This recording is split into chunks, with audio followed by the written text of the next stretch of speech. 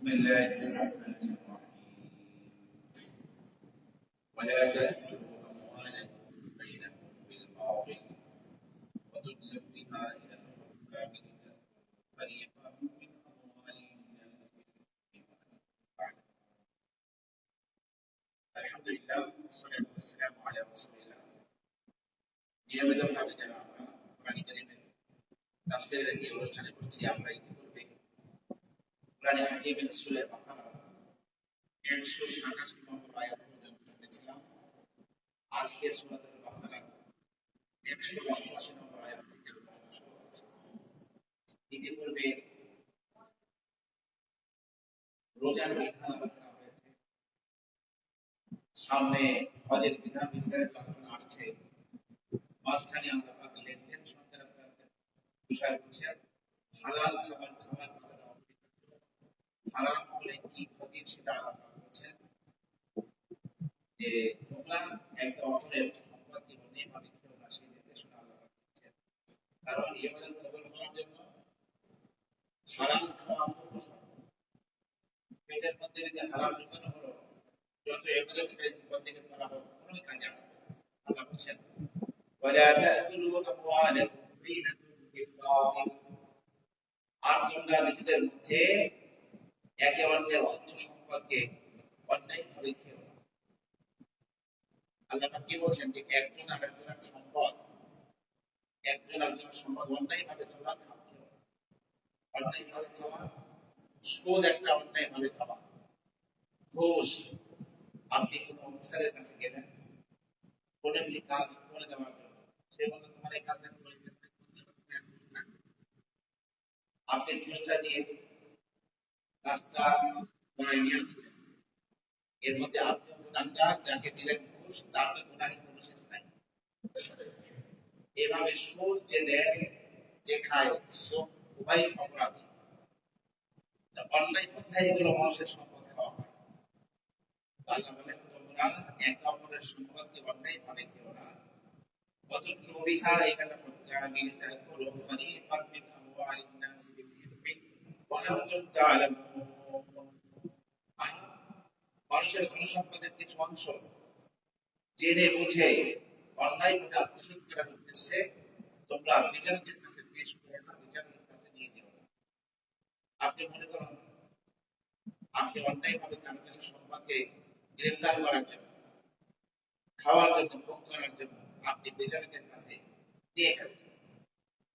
এক লোকের সম্পদ আপনার কাছে আছে, কত অধিকার আপনার কাছে আছে, আপনি বিচারের কাছে নিয়ে গেলেন কেন? যাতে আপনি অন্যায়ভাবে ওটা খেতে পারেন, তাকে কিছু ভুল দিলেন, তাকে কিছু দিলেন, এর মাধ্যমে সেই সম্পদটা বিচারক আপনার নামে লিখে দেবেন। আল্লাহ বলেন জেনে শুনে এরকম ভাবে কারো কিছু অংশের সম্পদকে খাওয়ার জন্য তোমরা নিয়ে যাবে। ওখানে যদি নিয়ে যাও, বিচারক শুধু বিচার করলেই কি আপনার জন্য হালাল হবে না? কেন? আপনি নিজে জানেন এটা আপনার না, এই সম্পত্তি আপনার নয়। সেটা শুধু বিচারক বা কোর্ট ফয়সালা করে দিলেই, বিচারপতিরা বিচার করে দিলেই, বিচারপতিরা তো জাহিরি ভাবে কি করে ফয়সালা করে। অনেক সময় বলে ভোগ দখল যার সত্যতা। আপনি অন্যায়ভাবে একজনের জমি দখল করে আছেন, আপনি বললেন দেখুন আমি 20 বছর ধরে এটাকে দখল করে আছি, আমার নিজস্ব সম্পদ, কিন্তু এই লোক দখল করতে চায় অন্যায়ভাবে। আপনি ভালো উকিল ধরলেন, টাকা পয়সা দিলেন, কোর্ট ফয়সালা করে দিল, বিচার ফয়সালা করে দিল, সরকারি কর্মকর্তারা ফয়সালা করে দিল আপনার নামে, কিন্তু আসলে আপনি জানেন ওই সম্পদটা আপনার নয়। আল্লাহ বলেন এই কাজ তোমরা করো না, আরেকজনের সম্পদকে অন্যায়ভাবে নিজেরা খাওয়ার জন্য। তোমরা জেনে শুনে এভাবে বিচারকের কাছে অন্যায়ভাবে খাওয়ার জন্য তোমরা নিয়ে যেও না। কারণ যদি বিচারক যদি বিচার করেও ফেলায়, তারপরেও কিন্তু আপনি জানেন ওই সম্পদটা আপনার নয়, আপনার জন্য ওই সম্পদ ভোগ করা কোনোদিনই কি হবে না, সহি হবে না, আপনার জন্য বৈধ হবে।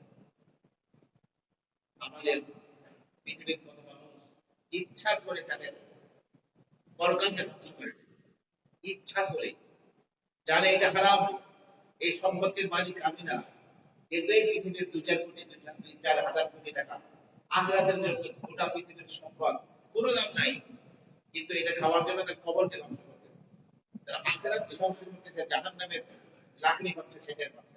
আল্লাহ বলেন এই কাজটি করো না, তাহলে কোনো ইবাদত বন্দেগী করলে কোনো কিছু বিরাজ করার জন্য বিচারকের কাছে তোমরা নিয়ে যাও। এই জন্য হালাল উপার্জন খেতে হবে, হারাম থেকে বাঁচতে হবে। এটাই আসল পরহেজগারি। আপনি নামাজ একটু খুব বেশি নফল পড়েন না, সুন্নত পড়েন, কিন্তু হালাল খান, আপনার দাম অনেক বেশি। কিন্তু আপনি সবই করেন, বারবার হজ উমরাও করেন, কিন্তু আপনি অন্যায়ভাবে মানুষের সম্পদ গ্রেফতার করেন, বিরাজ করেন। তো আপনার এই কোনো কিছুই ইবাদত বন্দেগী আল্লাহর কাছে কবুল হবে না, কোনো দোয়া কবুল হবে না। এই জন্য খুবই সাবধান। আসুন এর পরবর্তী আলোচনা। ইয়াসআলুনাকা আনিল আহিল্লাহ। চন্দ্র এবং সূর্যের মাঝে একটা পার্থক্য আছে। সূর্য কখনো চিকন হয়ে ওঠে না চাঁদের মতো, আবার পূর্ণ হওয়ার পরে ধীরে ধীরে ক্ষয় হয়ে আবার শেষ হয়ে যায়। সূর্য একই অবস্থায় থাকে। কিন্তু চন্দ্র হলো এমন যে প্রথমে খুব সূক্ষ্ম ওঠে, আস্তে আস্তে পূর্ণতা পায়, পূর্ণিমার চাঁদ, আবার সেটা কমতে কমতে আবার সুন্দর কোটা ফিরে আসে, একসময় অবশ্য হয় চাঁদকে দেখা যায়, আবার মধ্যম পাশের চাঁদ। চাঁদ যে বিভিন্ন ভাবে উঠে এ সম্পর্কে আল্লাহ নবীকে প্রশ্ন করা হলো। সাহাবী প্রশ্ন করেছেন, ইয়া রাসূলুল্লাহ, এই চাঁদ সূক্ষ্ম কেন ওঠে, আস্তে আস্তে পূর্ণতা পায়, আবার হারিয়ে যায়, এটা কেন হয়? এই জন্য আল্লাহ বলেন, ইয়াসআলুনাকা আনিল আহিল্লাহ। হে নবী, আপনার কাছে লোকেরা নতুন চাঁদ সম্পর্কে প্রশ্ন করছে, জিজ্ঞাসা করছে। কুল হিয়া মাওয়াকিতু লিন-নাসি ওয়াল হজ্জ। আপনি বলুন, এটা মানুষ এবং হজের জন্য সময় নির্দেশক। চাঁদ কি করে? মানুষের জন্য এবং হজের জন্য আজকে কয় তারিখ, সে সময়টা নির্ধারণ করা, দিন তারিখ নির্ধারণ করা, হজ কবে হবে না হবে সেটা নির্ধারণ করা, দায়িত্ব পালন করা। মানুষের জন্য আল্লাহ পাক একটা ক্যালেন্ডার বানিয়েছেন। আজকে কি বানিয়েছেন? ক্যালেন্ডার। আর আল্লাহ পাক এই ক্যালেন্ডার এমন ভাবে শুনাই দিয়েছেন, সারা পৃথিবীর মানুষ এই ক্যালেন্ডার দেখতে পায়। আপনার বাড়ির ক্যালেন্ডার তো আপনি অল্প একটু জায়গায় নিয়ে দেখেন, আর এই ক্যালেন্ডার আল্লাহ এমন জায়গায় শুনাইছে সারা দুনিয়া দেখতে পায়। তো এই সময় তারিখ নির্ধারণের জন্য আবার হজ কবে হবে, জিলহজ মাসের ৮ তারিখ থেকে হজের প্রোগ্রাম শুরু হবে, সেটাও নির্ধারণ করে কি? এই হজ, এই চাঁদ। হজের মধ্যে কাফেরদের একটা নিয়ম ছিল, ইহরাম নিতেছে কিন্তু তাদের বাড়ি মক্কায়, হজ হয় মক্কায়, কোন কারণে তাকে যেখানে তাবু কেটেছে বা সেখানে না থেকে তাকে কোন কারণে বাড়িতে আসতে হবে, হজের ইহরাম বাঁধা আছে। যখন বলছে হজের ইহরাম বাঁধার পরে আবার ঘরে আসবো, মেন গেট দিয়ে, মেন দরজা দিয়ে না এসে তার ওই পিছনের দরজা দিয়ে কোন রকম চোরের মতো ঢোকে, মনে করতে এটা পুণ্যের কাজ করতেছে। আল্লাহ বলেন, ওয়ালাইসাল বিররু বিআন তা'তুল বুয়ুত মিন যুহুরিহা। এর মধ্যে কোনো কল্যাণ নেই যে তোমরা পিছনের দিক থেকে, পিছনের রাস্তা দিয়ে তোমরা ঘরের মধ্যে প্রবেশ করবে। ইহরাম অবস্থায় হজে গিয়ে তোমরা পিছনের দরজা দিয়ে ঘরে প্রবেশ করবে, এর মধ্যে কোনো কল্যাণ নেই। ওয়ালাকিন্নাল বিররা মান ইত্তাকা। কিন্তু পূর্ণ রয়েছে তাকওয়া অবলম্বন করো। যদি তোমরা আল্লাহকে ভয় করে চলো, এটাই আসল বিষয়। শরিয়াত যেটাকে তোমাদেরকে বাধ্য করে নাই, সেই জিনিস থেকে তোমরা নিজেদের উপরে বাধ্য করে নিয়েছো, এর মধ্যে কোনো কল্যাণ নেই। তোমাদের যদি ঘরে আসতেই হয় ইহরাম নিতে, ওয়াতুল বুয়ুতা মিন আবওয়াবিহা, তোমরা ঘরের মূল দরজা দিয়ে তোমরা ঘরে প্রবেশ করো। ওয়াত্তাকুল্লাহা লাআল্লাকুম তুফলিহুন। আর তোমরা তাকওয়া অবলম্বন, তাকওয়া পরহেজগারি অবলম্বন করো, লাআল্লাকুম তুফলিহুন, আশা করা যায় তোমরা সফল কাম হতে পারবে। আসল বিষয় হলো আল্লাহকে ভয় করে চলা। আসল বিষয় ঘরে কোন রাস্তা দিয়ে ঢোকা, তার মধ্যে কোনো কল্যাণ না। আসল কল্যাণ কিসের মধ্যে? আল্লাহকে ভয় করা। وقاتلوا في سبيل الله الذين يقاتلونكم ولا تعتدوا إن الله لا يحب المعتدين। আমার প্রিয় ভাইয়েরা, ষষ্ঠ হিজরির জিলকদ মাস, কোন মাস? এই বর্তমানে যে জিলকদ মাস চলতেছে এই মাস, কিন্তু হিজরি কত? ষষ্ঠ হিজরি। আল্লাহর নবী মক্কা থেকে মদিনায় গিয়েছেন 6 বছর হয়ে গেছে, এর মধ্যে একবারও আল্লাহর নবী মক্কায় আসার সুযোগ পান নাই। রাসূল স্বপ্নে দেখলেন তিনি যেন উমরা পালন করছেন, মসজিদে হারামে প্রবেশ করছেন, বাইতুল্লাহ চত্বরে প্রবেশ করে বাইতুল্লাহ তাওয়াফ করছেন, এগুলো স্বপ্নে দেখলেন। সকালবেলা যখন সাহাবায়ে কিরামের কাছে স্বপ্নের কথা বললেন, নবীদের স্বপ্ন হল ওয়াহি। নবীদের স্বপ্ন কি? ওয়াহি। আর স্বপ্নের ব্যাপারটি অত্যন্ত সত্য জিনিস। তবে স্বপ্ন সত্য হতে গেলে ব্যক্তিও সত্যবাদী হওয়া লাগে। নাজে মধ্যে মিশা কথা কয়, হ্যাঁ স্বপ্ন মিশা। এই জন্য আস্তাগফিরু হাদিসান আস্তাগফিরু রুয়ান। যে ব্যক্তি কথায় যত বেশি সত্যবাদী, তার স্বপ্ন তত বেশি সত্য হয়ে থাকে। আর কিয়ামতের আগে রাসূল বলেছেন, লা তাকাদু রুয়াল মুমিন তাকদিব। ঈমানদার ব্যক্তির কোন স্বপ্নই মিথ্যা হবে না কিয়ামতের আগে। যা স্বপ্নে দেখবে রাতে সেটাই তিনি বলবেন। সাহাবায়ে কেরাম বললেন, ইয়া রাসূলুল্লাহ, আপনি আল্লাহর নবী, আপনার সত্য স্বপ্ন সত্য। আমরা ৬ বছর হলো বাইতুল্লাহ শরীফ তাওয়াফ করি না, উমরা করি না। আমাদেরকে নিয়ে চলুন, আপনি উমরা পালন করতে যান। আল্লাহর নবী বলেন, ঠিক আছে, তোমরা যখন এতটাই বলছো, তা কোনো যুদ্ধের অস্ত্র আমরা সাথে নিব না। সেই জামানায় আরবদের নিয়ম ছিল, খামের মধ্যে একটা তলোয়ার থাকতো, আত্মরক্ষার সামান। মরুর দেশ, চলাফেরা করতে গেলে শত্রু ডাকাত যে কোনো সময় সামনে আসতে পারে। আর যুদ্ধ বলতে নির্জানি, পাথর নিক্ষেপক যন্ত্র, পিঠে দূরের ভরা তীর, ধনুক সাথে নেওয়া, এগুলো কিছুই নেওয়া যাবে না। শুধু আত্মরক্ষার সামান, একটা করে তলোয়ার খামের মধ্যে, এটা নিয়ে আমরা যেতে পারবো। দেখা গেল ১৪০০ সাহাবী তৈরি হয়ে গেলেন। কত? ১৪০০। ১৪০০ সাহাবী তৈরি হয়ে হুদাইবিয়া, বর্তমান সেই জায়গাটির নাম হলো জেদ্দা থেকে মক্কায় আসতে যে জায়গাটা, সুমাইসি, যার নাম কি? সুমাইসি। সেই হুদাইবিয়া তখন নাম ছিল, হুদাইবিয়া একটা কুয়ার নাম। ওই কুয়ার কাছে যখন নাকি আল্লাহর নবীর উটটি বসলো কাসওয়া, হঠাৎ করে ধরাস করে উটটা বসে গেল। কোনো কারণ নাই, রাসূল বসতে বলেন নাই। তখন সাহাবায়ে কেরাম বারবার উটটিকে ধাওয়া করছিলেন আর বলছিলেন, হাল হাল, চলো চলো। সবার গায়ে ইহরামের পোশাক, বাইতুল্লাহ ওয়াক করবেন, সাই করবেন, পালন করবেন। কিন্তু উট নিয়ে আর ওঠে না। সাহাবায়ে কেরাম বললেন, খালাআতিল কাসওয়া, খালাআতিল কাসওয়া। রাসূলের উটটি এটা অবাধ্য হয়ে গিয়েছে, অবাধ্য হয়ে গিয়েছে। আল্লাহর নবী বললেন, মা খালাআতিল কাসওয়া ওয়া মা যাকা লাহা বিখুলুক। উটটি অবাধ্য হয়নি, আর এটা তার চরিত্রও নয়। ওয়ালাকিন হাবাসাহা হাবিসুল ফিল। কিন্তু যে আল্লাহ আবরাহার হস্তি বাহিনীকে আটকে দিয়েছিলেন, সে আল্লাহই আমার উটকে বসিয়ে দিয়েছে। তো আমরা সামনে যাবো না, চলো এখানে ছাউনি ফেলো। ছাউনি ফেলা মানে সবাই তাঁবু গেড়ে, এই বিশাল ময়দান, এখানে তাঁবু গেড়ে সবাই সেখানেই অবস্থান করলেন। সেখানে অবস্থান করলেন। কাফেরদের পক্ষ থেকে দূত এসে জানিয়ে দিল যে আপনারা কেন আসছেন। রাসূল বললেন, আমরা তো লড়াই করতে আসি নাই, আমরা বাইতুল্লাহ তাওয়াফ করতে আসছি। তারা বলল, না, আপনাদেরকে আমরা সুযোগ দেব না। আমাদের নেতাদের সাথে এই কথাগুলো বুঝিয়ে বলার জন্য একজন লোক নেই। আল্লাহর নবী হযরত ওসমান ইবনে আফফানকে পাঠিয়ে দিলেন, ওসমান, তুমি মক্কার লিডারদেরকে বোঝাও, আমরা 450 কিলো মদিনা থেকে আসছি এই কোন রকম যুদ্ধ করার জন্য না, উমরা করার জন্য আসছি। আমরা উমরা করে ফিরে যাব। ওসমান ইবনে আফফান রাদিয়াল্লাহু আনহু যখন ঢুকলেন, কাফেররা বলল যে আপনার নবীকে এদেরকে আমরা ঢুকতে দেব না মক্কায়। আপনি আসছেন, আপনি আমাদের সম্মানিত ব্যক্তি, আপনি ইচ্ছা করলে আপনি দোয়া সাই করে আপনি উমরা করতে পারেন। হযরত ওসমান বলেন, আমার নবী আলোচনার জন্য আমাকে পাঠিয়েছেন, আমার নবীকে রাইখে আমি একা উমরা করব, তোয়াফ করব, সাই করব সাফা মারওয়ার মাঝে, এটা কখনোই সম্ভব না। তখন মক্কার কাফেররা হযরত ওসমান ইবনে আফফানকে তার গৃহে, ওসমান রাদিয়াল্লাহু আনহু ঘর মদিনায় ছিল, সেটাকে হযরত ওসমানের ঘরে তাকে বন্দী করে রাখলো, নজরবন্দী। ঘর থেকে বের হতে দিবেন, গৃহবন্দী। আমার প্রিয় ভাইরা, এই কথা উঠে গেল ওই হুদাইবিয়ায়, যে কাফেররা হযরত ওসমানকে শহীদ করে দিয়েছে, মেরে ফেলেছে। তখন আল্লাহর নবী ১৪০০ সাহাবীর কাছ থেকে বায়াত দিলেন এই মর্মে, সকলে মৃত্যু পর্যন্ত আল্লাহর নবীর সাথে থেকে লড়াই করবে। এরপরে রাসূল বলেন, ওসমান বেঁচে আছে বা মরে গেছে আমি তো জানি না, আমার এই হাতটা হলো ওসমানের হাত, আমি ওসমানের পক্ষ থেকে বায়াত করে নিলাম। এই কথা বলে ১৪০০ সাহাবী থেকে আল্লাহর নবী বায়াত করলেন। ঘটনাক্রমে জাদ ইবনে কায়েস নামক একজন ইহুদি, একজন মুনাফিক ছিল, সে রাসূলের হাতে বায়াত করে। এছাড়া সমস্ত মুসলমানরাই বায়াত করে।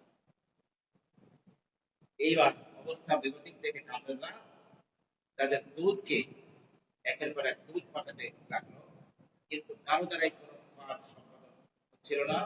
শেষমেশ তারা অত্যন্ত বিচক্ষণ তায়েফে বাণী তাদের বন্ধু সোহাইল ইবনে আমর নামক ব্যক্তিকে তারা আল্লাহ নবীর কাছে সন্ধি করার জন্য পাঠিয়ে দিলেন। আল্লাহ নবী সোহাইলকে দেখে বললেন, সাহুল আলাইকুম আমরুকুম, তোমাদের ব্যাপারটি এখন সহজ হয়ে যাবে। সোহাইল আসছে। তখন সোহাইল বলল যে আমরা একটা চুক্তি করতে চাই আপনার সাথে। সেই চুক্তি হলো এই বছর উমরা পালন করতে পারবেন। এই বছর এই অবস্থায় আপনাদেরকে মদিনায় ফেরত যেতে হবে, আপনারা উমরা পালন করতে পারবেন। আগামী বছর এই উমরার আদায় করার জন্য আসবেন, তবে যুদ্ধের আশ্রয়ের সাথে আনা যাবে না এবং কেউ মক্কা শহরে 3 দিনের বেশি থাকতে পারবে না। কি কঠিন কঠিন শর্ত! এত দূর থেকে আসছে উমরা করতে দিব, আবার আগামী বছর আসতে পারবে, যুদ্ধের অস্ত্র আনতে পারবে না, আর কয়দিনের বেশি থাকতে পারবে না? 3 দিন। এরপরে বলল ওয়াদুল হারবি আসারা সিকিন, আমাদের সাথে আপনাদের যে লড়াই চলছে 10 বছরের জন্য যুদ্ধ বিগ্রহ বন্ধ, 10 বছর কোনো লড়াই হবে।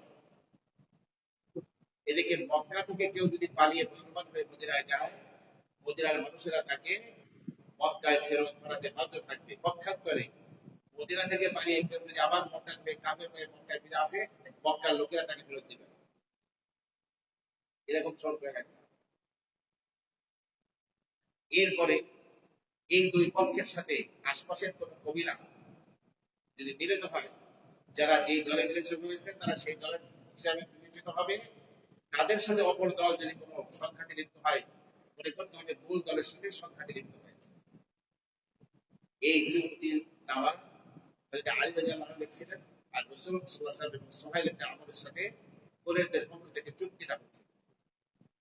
আর লেখা হলো সর্বশেষে লেখা হচ্ছে যে এটা ওই সত্যি যেটা আল্লাহ রাসূল সাল্লাল্লাহু আলাইহি ওয়াসাল্লাম মুহাম্মদ সাল্লাল্লাহু আলাইহি ওয়াসাল্লাম যেটা মক্কা কুরাইশদের মাঝে হচ্ছে। এইটা দেখার পরে সুহাইল বলল, আমি এটা মানি না।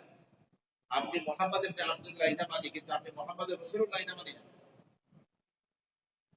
আপনি যদি আল্লাহর নবী হন আর এটা যদি আপনার মেনেই নেই, তাহলে আপনার সাথে কিসের যুক্তি?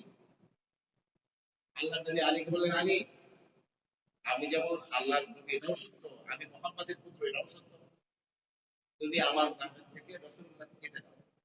আলী বললেন, ইয়া রাসূলুল্লাহ, আমার হাত কাটা হয়ে যেতে পারে, কিন্তু আপনার নামে আমি রাসূলুল্লাহ লিখছি, এটা কখনই কাটুন না। আল্লাহ নবী বললেন, আমাকে দেখায় দাও কোথায় লেখা আছে রাসূলুল্লাহ। আলী দেখিয়ে দিলেন, আল্লাহ নবী নিজ হাতে কেটে দিলেন। ঠিক এই টাইমে আবু জাহ্ল রাদিয়াল্লাহু আনহু মুসলমান হয়েছেন, এই সুহাইলের ছেলে। এই কারণে তারা নির্যাতন করছে, মক্কার লোকেরা শিকল দিয়ে বেঁধে তাকে রেখে দিয়েছে, কঠিন কষ্ট দেয়। আজকে কোন রকম গড়াইতে গড়াইতে এই হুদায়বিয়ায় মুসলমানরা আসছে, সে সেখানে উপস্থিত এসে বলছে, ইয়া আল মুসলিমিন, হাই মুসলমানেরা, আমাকে সাহায্য করো, আমাকে তোমরা মেরে ফেলবো, আমি মুসলমান হয়েছি, তোমরা আমাকে সাথে করে মদিনায় নিয়ে। তখন আল্লাহ নবী সুহাইলকে বললেন, সুহাইল, যদিও চুক্তি হয়ে গেছে, আমি এক পক্ষের প্রধান হিসেবে, আল্লাহর নবী হিসেবে, মদিনার প্রধান হিসেবে তোমার কাছে বিশেষভাবে চাচ্ছি যে তুমি আবু জাহলকে আমাকে দিয়ে দাও। সুহাইল বলল, তাহলে কোনো চুক্তি হবে না। আপনাকে যদি আবু জাহলকে দিয়ে দেয়, কোনো চুক্তি নাই, তার কোনো ক্রমেই দিব। এই কথা বলে সুহাইল নিজের ছেলেকে ঠাস করে এক চড় লাগিয়ে শিকল বাঁধা অবস্থায় তাকে নিয়ে যাচ্ছে। তখন সে চিৎকার করে বারবার বলছে, মুসলমানরা আমাকে সাহায্য করো, আমাকে হয়তো মেরে ফেলবে, আমাকে তোমরা পাই করে যুদ্ধ করে সাহায্য করো। এখন এই কঠিন শর্ত মেনে নিচ্ছে, আবার এই আবু জাহলকে ফেরত গেল। সাহাবায়ে কিরামের কাছে ব্যাপারটা বড় কঠিন ছিল। ওমর ইবনে খাত্তাব রাগে এভাবে ছুটতেছে।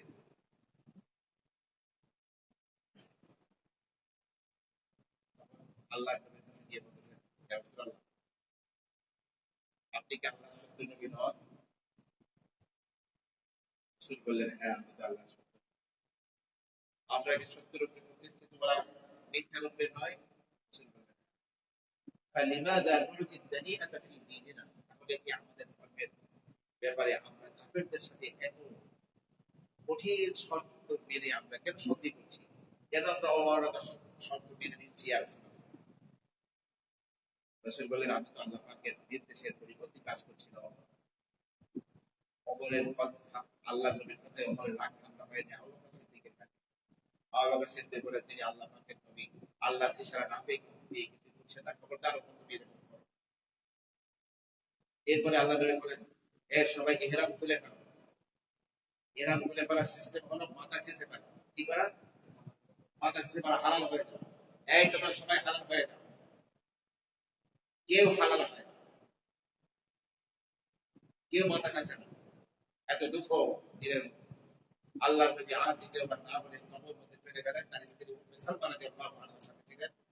তাকে বললেন, উম্মে সালমা, আমার সাহাবীরা আমার কথা জীবন দেয়, আজকে কেউ মাথা চাচ্ছে না, হালাল হচ্ছে না, আমি কি করতে পারি? আমাদের বললেন, ইয়া রাসূলুল্লাহ, আপনি কি চাচ্ছেন যে সবাই মাথা শেষে হালাল হয়ে যাক? রাসূল বললেন, হ্যাঁ, কিন্তু অর্ডার করেছি।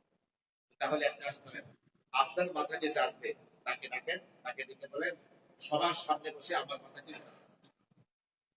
যখন সাহাবায়ে কেরাম দেখবে যে আপনার মাথা চাচা হচ্ছে, তাহলে একে অপরের মাথা চাচা শুরু করবে। আপনাদের পরামর্শ মতো যখন আল্লাহ নবী কাজটি করলেন, তখন সাহাবায়ে কেরাম একে অপরের মাথা চেঁচে সবাই হালাল হয়ে যাচ্ছে। তাহলে মাঝে মাঝে মহিলাদের পরামর্শ নেওয়া লাগে না কি ভাই? নাকি মহিলাদের পরামর্শের কোনো দাম নেই? আপনার মেহমান আসছে, আপনি কি কি বাজার লাগবে কোনো পরামর্শ না করে ব্যাগ ৩-৪টার সাথে নিয়ে কোলাটের সাথে বাজারে গেলেন, ৩-৪ ব্যাগ ভরে বাজার নিয়ে আসছেন, মেহমান আসছে, বিবির সাথে পরামর্শ করেন। বিবি ব্যাগ খুলে দেখে কি কি আনছেন, সব খালা হলো, দেখলো আদা আনবে, কি আনে নাই, আদা আনে নাই, রসুন আনে নাই, মরিচ আনে নাই, আর যেগুলো ঘরে আছে এগুলো ডবল ডবল এইগুলো ছাড়া কোনো পুরুষ আনতে হবে না, পাঁচ শাক হবে না। আমার আপনার বাজার দরকার রাখবো। যদি বাজারে যাওয়ার আগে বিবির পরামর্শটা শুনতেন তাহলে কি হতো? ডবল ডবল যাওয়া লাগতো। এই জন্য মাঝে মাঝে মহিলাদের পরামর্শ নেওয়া লাগে। কোনো মানুষ পাত্তাই দেয় না বিবিরে।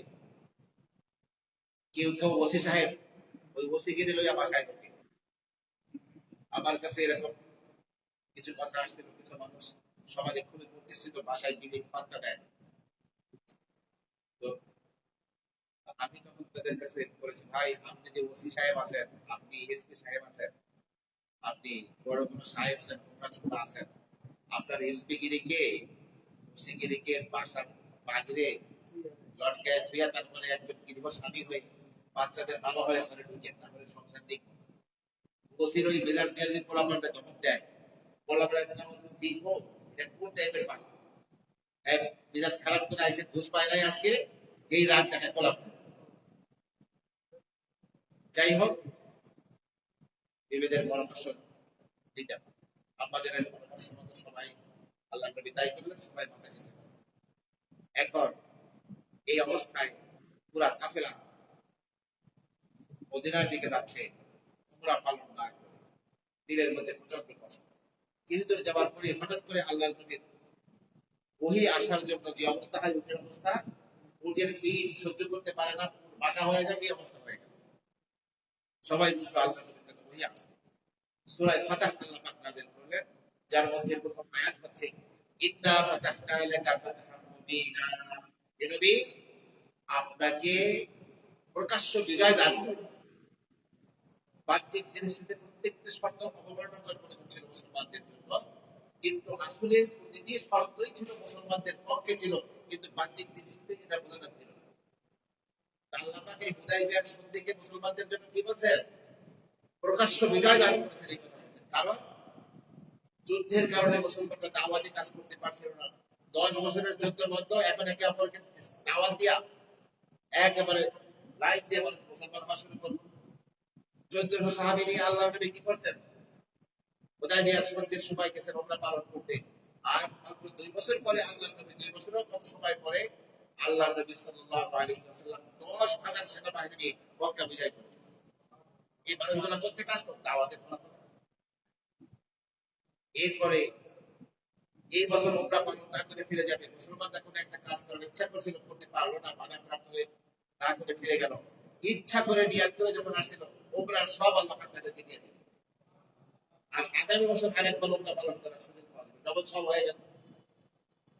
আর মক্কা থেকে পালিয়ে কেউ যদি মদিনায় যায়, মদিনার মুসলমানরা ফেরত দিতে বাধ্য থাকবে। এর মধ্যে রহস্য ছিল এই, ঠিক আছে মদিনার মুসলমানরা ঠিকই ফেরত দিবে, কিন্তু সেই লোকরা মক্কা তাদের মক্কাবাসীদের জন্য বিপদের কারণ হতে পারে।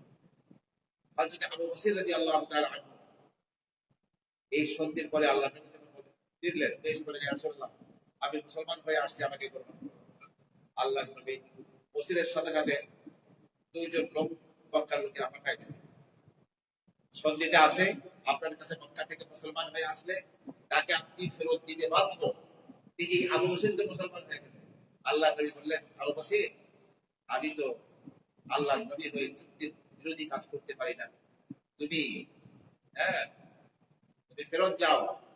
আল্লাহ পাক তোমার এবং তোমার মতো যারা আছে তাদের জন্য আল্লাহ পাক চিরেই একটা ব্যবস্থা করে দিবেন, তোমাদের বিপদ মুক্তির ব্যবস্থা আল্লাহ করে দিবেন।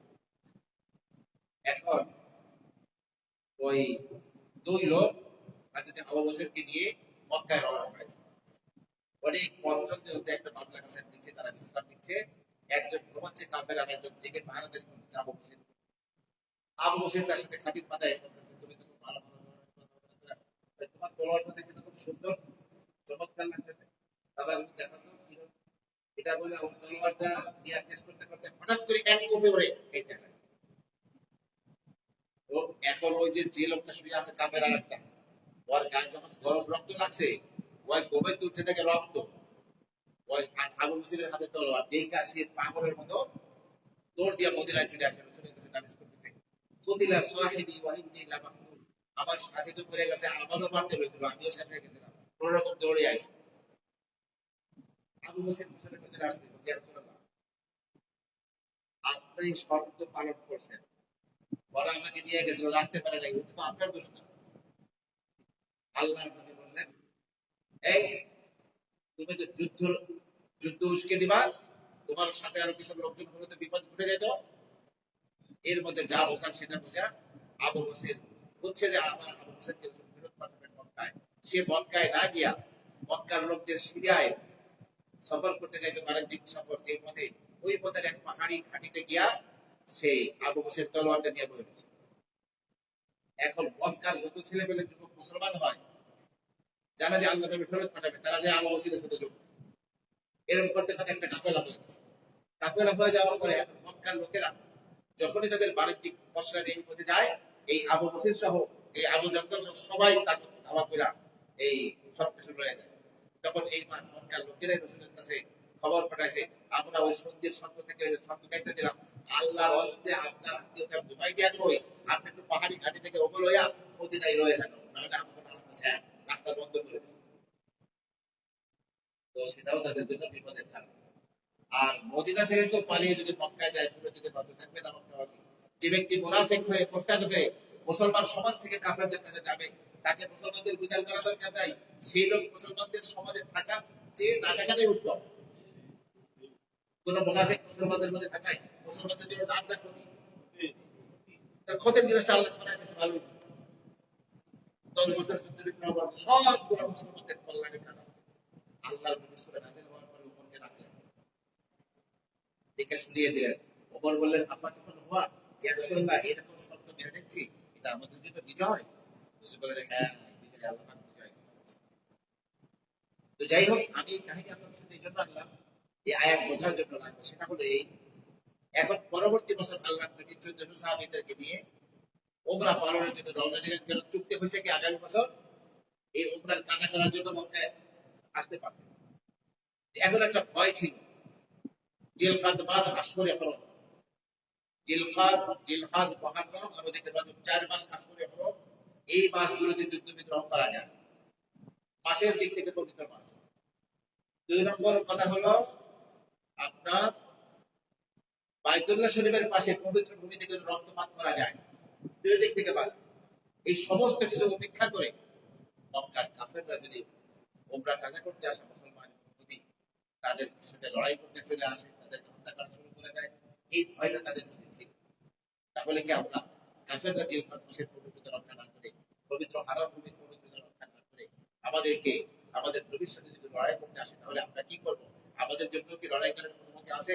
না আমরা কাফেররা আমাদের হত্যা করবে, আমরা চুপচাপ মেনে নিব এটা? আল্লাহ বলেন, ওয়াকাতিলু ফি সাবিলিল্লাহি আল্লাযীনা ইউকাতিলুনাকুম ওয়া লা তা'তাদু, যে আল্লাহর পথে তাদের সাথে লড়াই করো, তাদের বিরুদ্ধে লড়াই করো যারা তোমাদের বিরুদ্ধে লড়াই করবে, কিন্তু খবরদার ওয়ালা তা'তাদু, তোমরা সীমা লঙ্ঘন করো না। নারী, শিশু, এবং অসহায় অসুস্থ খরজা মানুষ যারা আছে, প্রতিবন্ধী আছে, এদেরকে তোমরা হত্যা করবে না। ইন্নাল্লাহা লা ইউহিব্বুল মু'তাদিন, নিশ্চয়ই আল্লাহ সুবহানাহু ওয়া তাআলা সীমা লঙ্ঘনকারীদেরকে ভালোবাসেন। ওয়াক্তুলুহুম হাইথু তাকিফতুমুহুম, আর তাদেরকে তোমরা যেখানেই পাবে সেখানেই হত্যা করবে। যদি সেরকম কঠিন মূর্তি নিয়ে তোমাদের সামনে আসে, তোমাদের হত্যা করবে, যেখানে পাবা সেখানে হত্যা করবা। ওয়াখিরুজুহুম মিন হাইথু আখরাজুকুম, আর যেখান থেকে তোমাদেরকে বের করে দিয়েছে হে মুসলমান কাফেররা, সেখান থেকে তাদেরকে বের করে দাও। তবে শুনে রাখো, এই পবিত্র মাসে হারাম ভূমির ওখানে হত্যা করা, লড়াইতে জড়িয়ে পড়া, এটা কিন্তু আপনার কঠিন রকমের একটা অপরাধ। কিন্তু এই অপরাধের যে বড় অপরাধ হলো ফিতনা। সে ফিতনা কি? কাফেররা মুসলমানদের বিরুদ্ধে হারাম ভূমিতে বসে আসলে হরমে লড়াই করা, এটা তার চেয়ে বড় ফিতনা। এই জন্য আল্লাহ বলেন ফিতনা তো আসাধ্য মিনাল ফান। আর আর ফিতনা হত্যার চেয়েও গুরুতর অপরাধ। ফিতনা কি? হত্যার চেয়ে বেশি অপরাধ কি? ফিতনা কায়েম করা। সেই ফিতনা তো কাফেরদের মধ্যে আছে, তারা কুফরি করছে, আল্লাহর ঘরে তওয়াফ করতে দিচ্ছে না, সাবাকাত সাই করতে দিচ্ছে না, আল্লাহর পথে আল্লাহর নবী আকরাম সাহাবায়ে কেরামকে দিয়ে সেখানে বাধা দিবে, এটা তো অনেক বড় ফিতনা। এই ফিতনাটা তোমরা যে ওদেরকে হত্যা করবা, সেই হত্যার চেয়েও বড় অপরাধ। ولا تقاتلوهم عند المسجد الحرام حتى يقاتلوكم فيه, তোমরা তাদের সাথে লড়াইতে লিপ্ত হবে না মসজিদে হারামের কাছে, হাত্তা ইউকাতিলুকুম ফি, যতক্ষণ না তারা মসজিদে হারামের ওখানে তোমাদের সাথে লড়াইতে লিপ্ত হয়। ফাইন কাতালুকুম ফাকতুলুহুম, যদি তারা তোমাদের সাথে লড়াইতে লিপ্ত হয় সেখানে, ফাকতুলুহুম, তোমরা তাদেরকে হত্যা করে ফেলো। কাযালিকা জাযাউল কাফিরিন, এটাই হলো কাফেরদের শাস্তি। ফাইন ইনতাহু ফাইন্নাল্লাহা গফুরুর রহিম, আর যদি তারা বিরত হয় এবং কুফরকে ছেড়ে ইসলামের পথে আসে, ফাইন্নাল্লাহা গফুরুর রহিম, তারা জেনে রাখো নিশ্চয়ই আল্লাহ তাআলা বড় ক্ষমাশীল, অতীব দয়ালু সত্তা। যত অপরাধ হয়েছে ক্ষমা করে দিবেন যদি আল্লাহর পথে ফিরে আসে। ওয়াকাতিলুহুম হাত্তা লা তাকুনা ফিতনা, তোমরা কাফেরদের বিরুদ্ধে লড়াই করতে থাকো যতক্ষণ না ফিতনা থাকে। ওয়ায়াকুনা দ্বীন ওয়ায়াকুনা দ্বীন লিল্লাহ, আর যতক্ষণ না চূড়ান্তভাবে দিন একমাত্র আল্লাহর জন্য হয়ে যায়। আল্লাহর জন্য দিন প্রতিষ্ঠিত না হওয়া পর্যন্ত কুফরের এই ফিতনা যতক্ষণ উৎপাদিত না হয়, ততক্ষণ কাফেরদের বিরুদ্ধে তোমরা লড়াই করো। ফাইন ইনতাহাউ ফালা উদওয়ানা ইল্লা আলাল যালিমিন, এরপর যদি তারা বিরত হয়, যুদ্ধ বিগ্রহ না করে, তাহলে ফালা উদওয়ানা ইল্লা আলাল যালিমিন, তাহলে জালিমরা ছাড়া কারো উপর কোনো আক্রমণ হবে না, কোনো সীমা লঙ্ঘন হবে না। যদি তোমাদের সাথে তারা লড়াইতে লিপ্ত হয়, তখন গিয়ে তোমরা লড়াইতে লিপ্ত হবে। অর্থাৎ অন্যদের তারা পালন করার পূর্বেই আল্লাহ সুবহানাহু ওয়া তাআলা মুসলমানদেরকে কি করলেন? যে অনুমতি দেওয়া দিলেন যে কাফেররা যদি লড়াইতে লিপ্ত হয়, তোমরা লড়াইতে লিপ্ত হয়ে তাদের বিরুদ্ধে অস্ত্র ধারণ করতে পারো। এই জন্য আসলে এখন রয়েছে, ওরা তার পবিত্রতা রক্ষা করে নাই, তোমরা সেই পবিত্রতা রক্ষা করার কোনো দরকার নাই, তোমরা তাদের সাথে লড়াই করতে পারো। এখন নিয়ম হলো 4টি মাসের মধ্যে কাফেররা যদি আগে হামলা না করে, তাহলে না করাই হলো। এরপরে যদি কাফের বেবাজার লড়াই করতে থাকে, মুসলমানরা যেখানে হোক, যে মাসে কাফেরদের বিরুদ্ধে সেই অবস্থায় তারা আপনার লড়াই করবে। শুনে রাখুন, নামাজ পড়া ফরজে আইন। ফরজে আইন আর ফরজে কিফায়ার অর্থ হলো, ফরজে আইন মানে প্রত্যেকটি ব্যক্তির জন্য নামাজ পড়া ফরজ। একজনের নামাজ আরেকজনের পড়লে হবে না। কিন্তু আরেকটা ফরজ আছে ফরজে কিফায়া। ফরজে কিফায়া যেমন জানাজার নামাজ, কেউ মারা গেলে সবাই মিলে গোসল দিয়ে কাফনে কাফন পরিয়ে জানাজা করে কবরে রাখা, এটা কি ফরজে কিফায়া। অর্থাৎ সমাজের কিছু মানুষ যদি এটা পালন করে, গোটা উম্মতের পক্ষ থেকে ফরজ আদায় হয়ে যায়। কিন্তু কেউ পালন করলো না, কিন্তু ব্যক্তিত্বের কোনো শক্তি নাই, সেই ব্যক্তিকে কেউ গোসল দিল না, কাফন পড়াইল না, জানাজা করাইল না, কবরে রাখলো না, তার লাশ ছিঁড়ে ছিঁড়ে শিয়াল কুকুরে তাকে খাইলো, তাহলে গোটা মুসলিম সমাজ একটা ফরজ তরকের গুনাহে গুনাহগার হয়ে যায়। এই ফরজের নাম হলো ফরজে কিফায়া। এর নাম কি? এই জন্য জানাজার নামাজ কি ফরজে কিফায়া। ঠিক এইভাবে জিহাদ হলো ফরজে কিফায়া। উম্মতের পক্ষ থেকে পর্যাপ্ত পরিমাণে একটা সংখ্যক কাফেরদের বিরুদ্ধে লড়াইয়ের ময়দানে থাকতে হবে। কারণ জিহাদ, আল জিহাদ মাদিন ইলা ইয়াউমিল কিয়ামা, জিহাদ কিয়ামত পর্যন্ত অব্যাহতভাবে চলতে থাকে। যদি পর্যাপ্ত পরিমাণে মুজাহিদের একটা সংখ্যা ইসলামকে টিকিয়ে রাখার জন্য ময়দানে যদি কাজ করে, গোটা উম্মত জিহাদের ফরজ তরক করার গুনাহ থেকে বেঁচে যাবে। আর যদি কেউ জিহাদ না করে, সবাই হাত গুটিয়ে বসে থাকলো, রাশিয়ার, আমেরিকার, ইউরোপের কাছে মাথা বিক্রি করে দিয়ে গাছ ছাঁটাই করলো, একদিকে মুসলমানদেরকে সিরিয়ায় মারতেছে, আর একদিকে ফিলিস্তিনে মারছে, আর একদিকে চীনের উইঘুরে মারতেছে, এদিকে আপনার বার্মার আর এখানে মারতেছে, সব জায়গা মারতেছে। এরা চুপচাপ হয়ে বসে থাকে, কোনো অস্ত্র ধারণ করলো না। তাহলে গোটা 200 কোটি মুসলমান জিহাদের মতো ফরজ ছেড়ে দেওয়ার দ্বারা একটা ফরজ ছেড়ে দিলে যে গোটা, সেই গোটা এই জন্য জেহাদ কিয়ামত পর্যন্ত থাকবে। পৃথিবীর পরিস্থিতি এমন থাকবে, জেহাদ কাউকে না কাউকে একটা দলকে করতেই হবে। আল্লাহ সুবহানাহু ওয়া তাআলা কোরআনে হাকিমের দিক নির্দেশনা অনুযায়ী আমাদের জীবনকে গঠন করার